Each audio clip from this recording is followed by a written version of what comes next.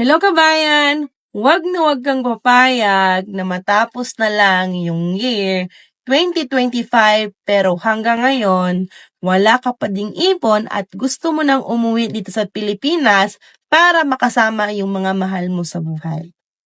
Ilang years ka na dyan sa ibang bansa pero hanggang ngayon wala pa ding nangyari.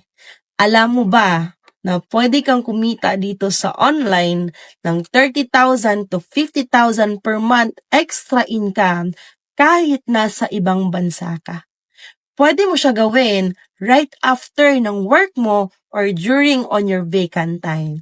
Yung kailangan mo lang dito is dapat meron kang stable internet connection. It's either Wi-Fi or data. At syempre, dapat meron kang cellphone. And I'm sure, meron ka na niyan. Kaya kung gusto mong mabago yung buhay mo this year, 2025 kabayan, magkapiling ka sa video na to or mag-comment ka sa baba ng video na to kung saang country ka ngayon kabayan para isa ka din sa makauwi ng Pilipinas at makapag-for good.